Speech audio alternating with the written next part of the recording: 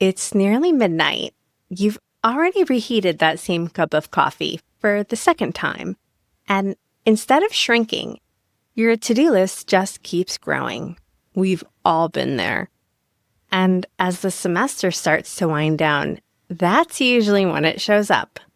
Burnout.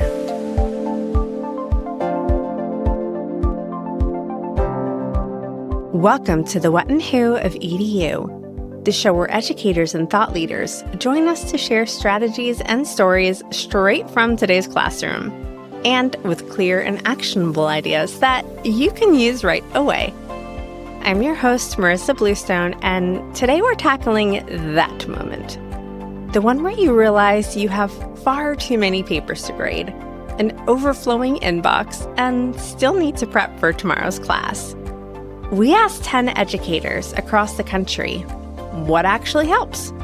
And some of these ideas might be simpler than you think. No color-coded spreadsheet required. Let's start with tip 1. Tip 1, stop before you crash. Rest is part of the job. There's always more to do. Always another paper, another email, another time you tell yourself, I'll just finish this one more thing. But Jennifer Duncan, Associate Professor of English at Georgia State University's Perimeter College, offers a simple yet slightly rebellious strategy. Stop anyway. This is not going to be a life-changing philosophy, but stop. That's my, whatever it is that's making you feel burned out. Sometimes you have to stop. Yes, there may be a pile of papers on my desk that I need to grade, but also I may need to stop because I may need to instead go for a walk or go to the park. Or if I'm looking at literature, so when's the last time I went to see a play or read a book for the joy of reading a book so that I can reignite that spark that made me love this discipline and that made me love this? When's the last time I communicated with students, not in an adversarial way, but in a way that talked to them person to person about what's going on in their life, taking those moments to remember why it was that I did this and to stop and step away from the work and get back to the heart of why it mattered in the first place. Sometimes the most productive thing you can do is just stop. It's the academic version of closing 47 browser tabs. Now, stopping sounds great, but then you remember everything you still haven't done yet, which takes us to tip 2. Remember, there's a world outside of academia, and learn to say no in the first place. Exhaustion doesn't usually come from one big thing. It comes from 1,000 small yeses. Dr. Ryan Herzog, Associate Professor of Economics at Gonzaga University, puts it plainly. The more you agree to do, the more you'll be asked to do. And in higher ed, that cycle doesn't slow down on its own. So burnout, we all get asked to do a million things. And what you'll soon learn, this is sort of a lesson for new instructors in higher education. The more you volunteer to do stuff, the more you're going to get asked to do stuff. And burnout is going to happen. You're either going to get burned out with your research, you're going to get burned out with your teaching, or you're going to get burned out in areas outside of your job. So how do you manage that? How do you prevent that from happening? Limit yourself in what you can do. Be honest with your own expectations in terms of what do you have time for. It's okay to say no to something, right? If someone comes and asks you to teach a new class you haven't taught before, or, hey, we really need you to do an overload and you're just stretched thin, it's okay to say no, even though it may not feel that way. Or, hey, I need you to be on this committee. No, I just can't do it, right? Like I'm already doing a lot. And find a mentor that's willing to help you through that process, to help you understand what is important and what isn't important. Because a good mentor for a junior colleague is really important in helping them understand where they should be placing their time, which is very limited. And then as you start feeling the burnout hit you, always find time for yourself, right? If you're someone that likes to read for fun, Find a spot, block time out of your day to read. I block out days. I'll go in and block out a Thursday and just no meetings, nothing. And if I feel like, you know what, I just need a break. If it's winter, I'll call up a buddy and we'll go skiing. Or if it's summer, I'll go for a walk or a hike, and I'll make sure I take time for myself. I went into higher education because I wanted to teach and share with students, but I also wanted the flexibility of higher education. We have a great job that offers us a ton of opportunities, and sometimes we forget that. Here's the math nobody warns you about.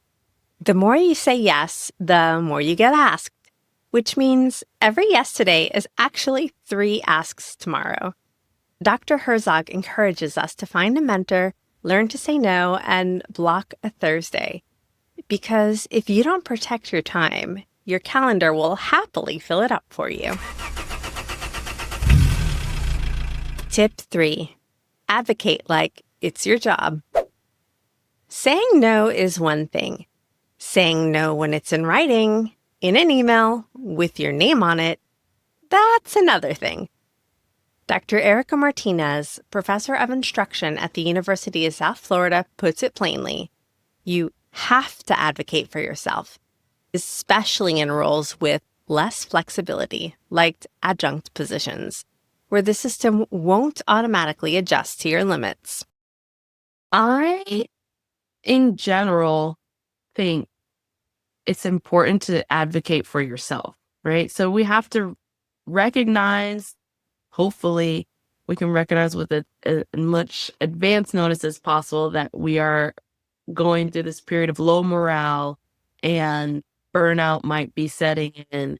And then thinking about what are the things that you can control and how can you make adjustments, because some of it is out of our control, particularly if you're an adjunct. A lot of the decisions are out of their control, and you might be adjunct in a lot of different places. And it's hard, right? You got to take that Title IX test at 5 different places. You're exhausted, right? So what can you control? How can you adjust your time, and what can you do for self-care? That helps. But remembering at the end of the day, nobody's going to advocate for you like you are. And making sure that you're taking the time to do that. Sometimes you have to go to your chair, to your colleagues, and you have to say, this isn't working. But this is what I think is going to be a better approach and work better for me. And if you repeat yourself enough, hopefully somebody will listen. And that's the main thing, is just remember to stay the course and support yourself, advocate for yourself. What I practically do, I love food. I love dessert. I don't know. You do things that bring you joy. I love spending time with my kids and taking them places. So taking time out of my day to make sure I'm doing those things where I can helps.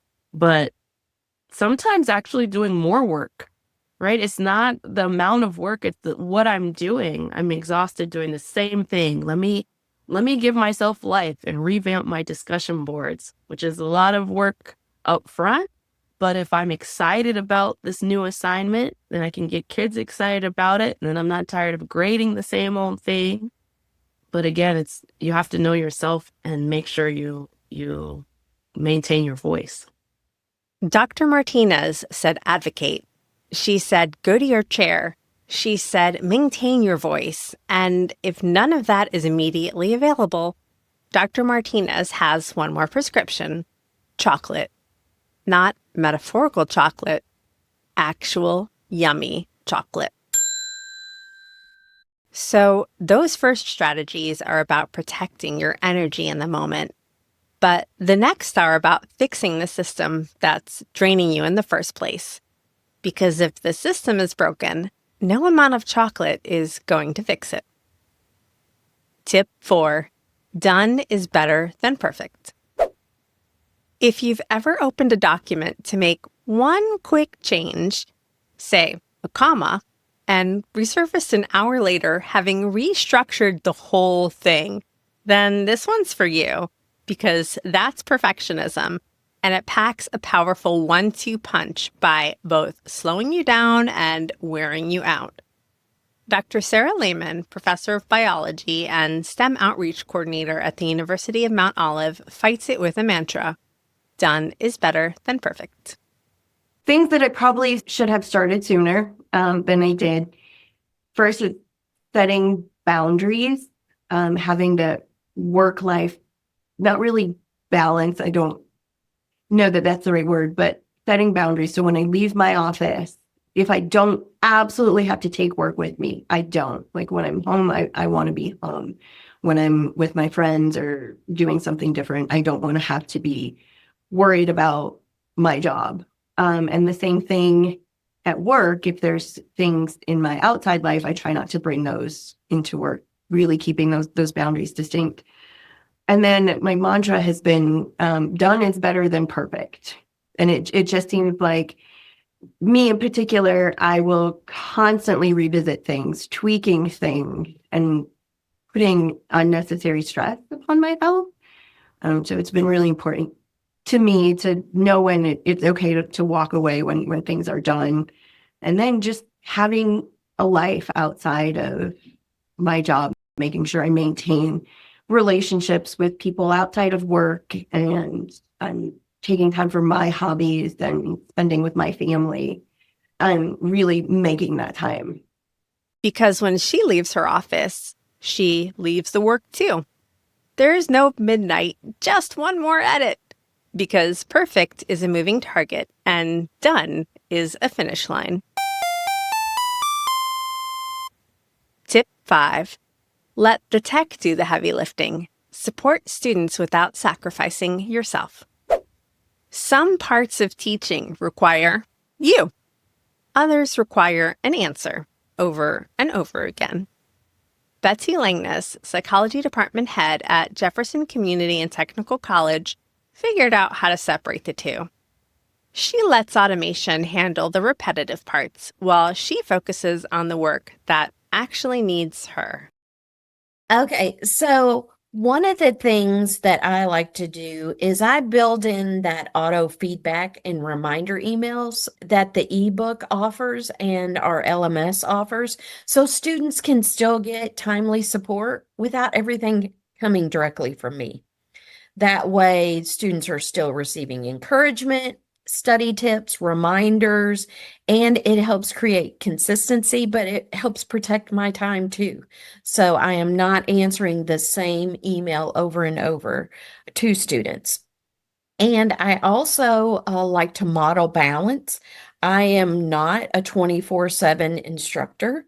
And so we try to teach that in psychology when we're talking about stress, that you have to have balance.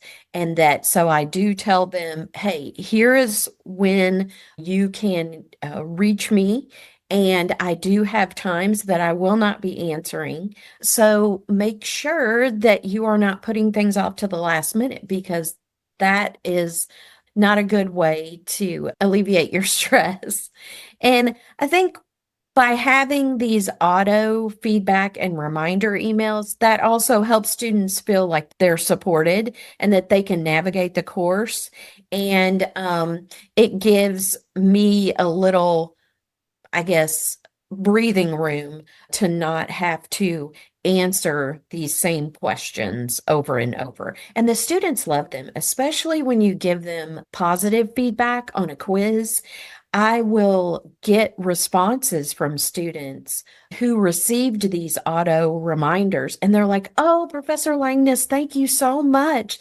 And it kind of makes me feel a little guilty, but then I'm like, no, that's good. These are built in. This is how I can use technology to my advantage versus having to do these over and over again. So students do really appreciate getting that positive feedback as well. Betsy Langness built a system where students feel seen, supported, and genuinely encouraged. And a lot of it runs without her. Students are emailing back to say thank you. And she briefly feels guilty about this. And then she doesn't. Letting the tech is just good design. Automation can take care of what repeats. But sometimes the problem isn't how you're managing the work. It's how much work you've built in to begin with. Tip 6. Do less, but make it matter. Often, the slow drain doesn't come from the teaching itself. It looks like assigning the discussion board, and the reflection, and the quiz, and then the essay, because you want students to really get it. Adriana Bryant, English instructor at Lone Star College Kingwood, knows she's the one who has to grade it, so she gets creative. Well, as far as burnout is such an easy thing, I think, to feel these days, and much earlier. I think it's just about finding your purpose in what you're doing, and also knowing that less is more. I have to remind myself that every semester. I am one who loves for my students to do everything, and I want to do everything. So I really invest in finding ways in which I can apply various skills and reduce the amount, because I do find myself overwhelmed with sometimes grading or other aspects of the job. And so I'd say, well, how can I ensure that my students are still getting what they need to, but the workload is not as much? What are some creative ways that I can easily assess without having to have them write an entire essay, right? So I think that comes alongside the being creative with the assignments and including less of those kind of restrictive assessments, that those formal assessments, so that you are allowed to do that. You give yourself that breathing room. And then I think also it just is a matter of tending to yourself outside the class, finding things that you enjoy doing and taking the time to do that, because we need opportunities to unplug. And so as educators, we take a lot with us when we go home, and we take even that workload. And so it's about having a very, very healthy balance, knowing when it's time to sign off for the day. And so I think that's the hard part, but doing that for yourself is really, really important, and keeping to that. Here's the thing about doing less. It's actually harder than doing more. Adding an assignment takes 5 minutes. Deciding which one to care about, now that takes judgment, confidence, and a willingness to trust that students can still learn without doing everything. Tip 7. Balance your strengths, not just your tasks. Dr. Kristen Monroe, an educational research associate at the University of Illinois, knows that you can be productive all day and still feel completely stuck. But after becoming certified in Clifton Strengths Coaching, she realized her achiever strength was running the show and running her into the ground. This is actually kind of funny because I recently became a certified Gallup strengths coach and learned about my own strengths profile. And one of the things about it is achiever, which shouldn't be a surprise.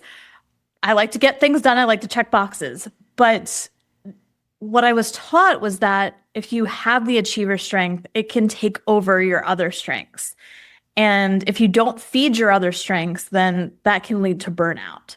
A few of my other strengths are input and learner. And what I've learned is that sometimes I need to take a step back and go to a conference, change environments, read a book, take a class.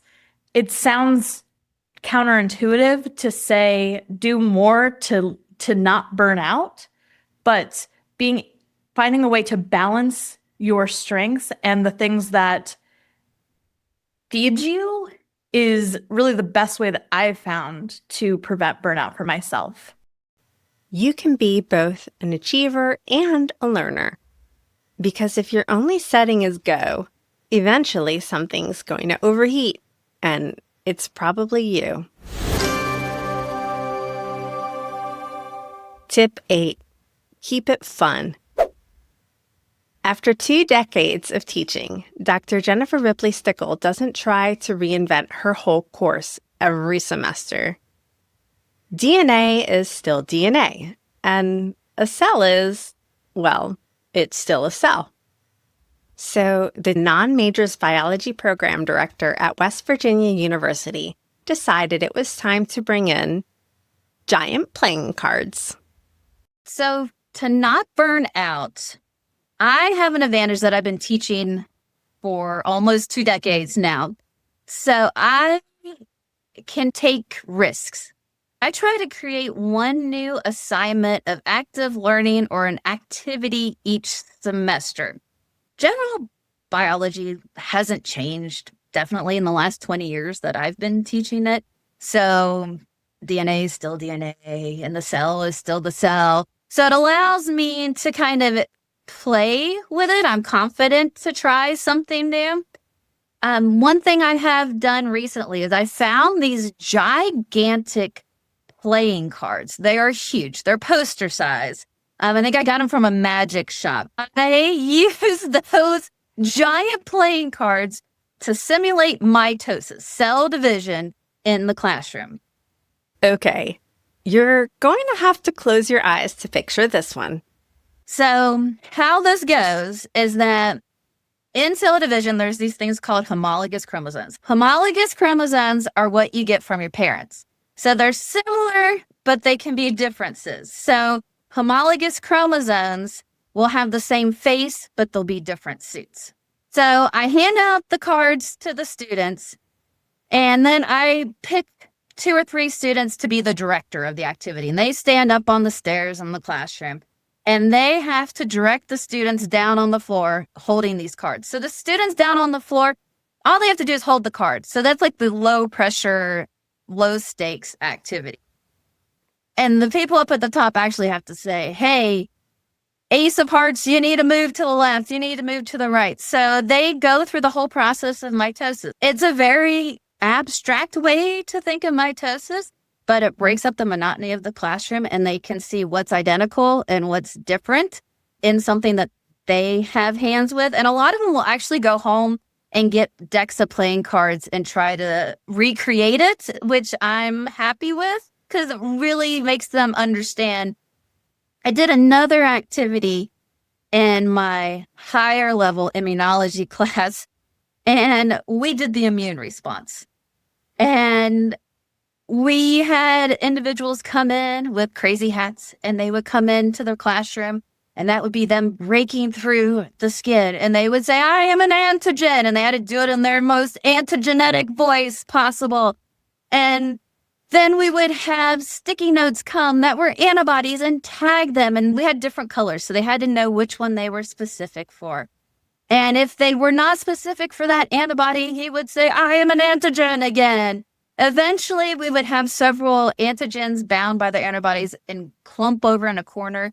And a garbage bag, which was a macrophage, would come and scoop them up. And it was really silly, but a lot of fun at the same time. Giant playing cards for mitosis, sticky notes as antibodies. And somewhere out there, there's a person who walked into a classroom in a crazy hat and announced in their most committed voice, I am an antigen. We don't know who they are. We don't know what the hat looked like, but we deeply respect the commitment. What Dr. Ripley Stickle figured out is that the content doesn't have to change for the teaching to stay alive. Her students learned it, and she got to have fun doing it. And that is not a coincidence. We've talked a lot about how to manage the work, but this next one is about something different. It's how the work gives something back. Tip 9. Let your students refuel you, because energy goes both ways. For so many people, going to the gym is something we have to drag ourselves to.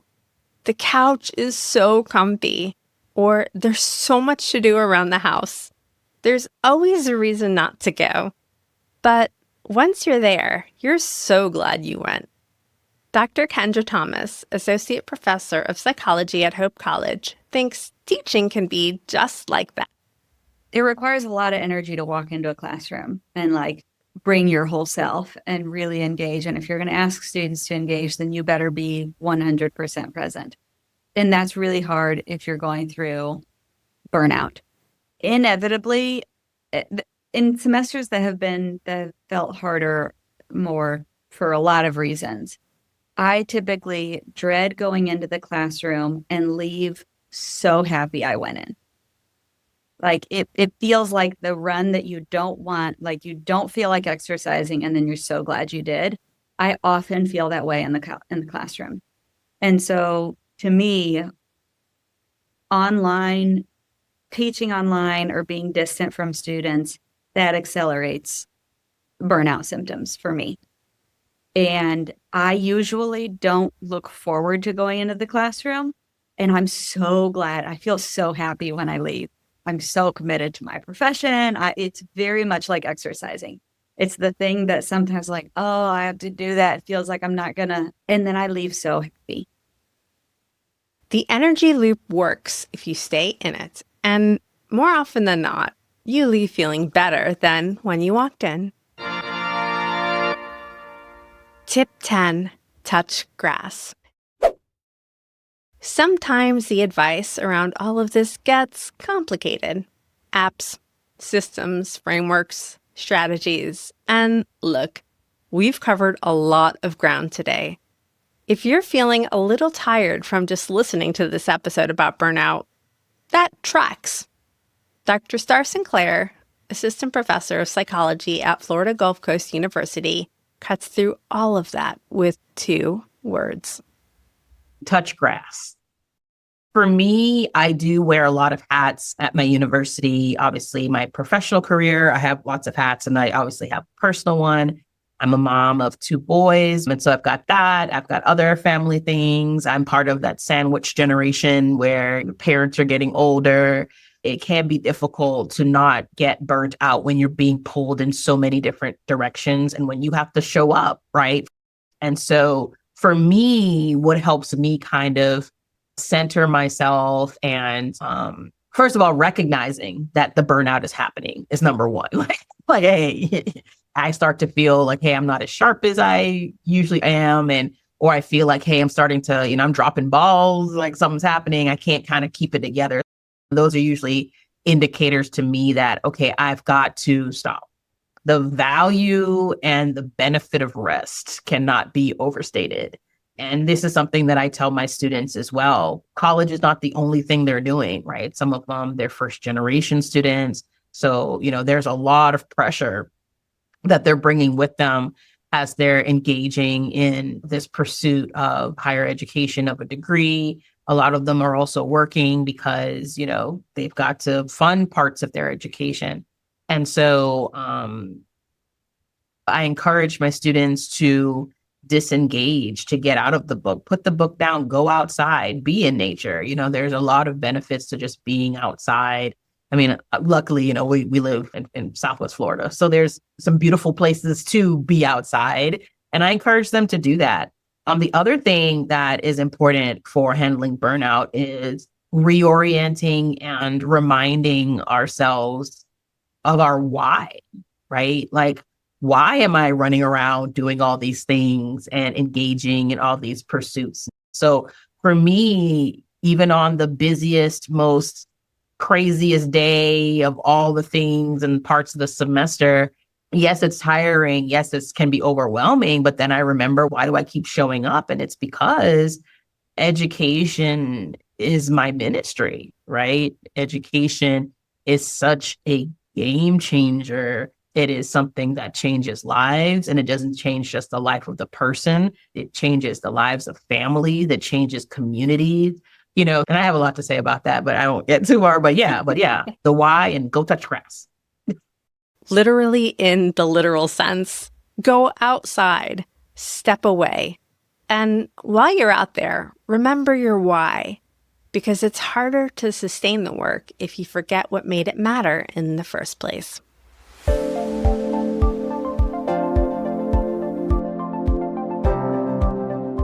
10 educators, 10 different answers.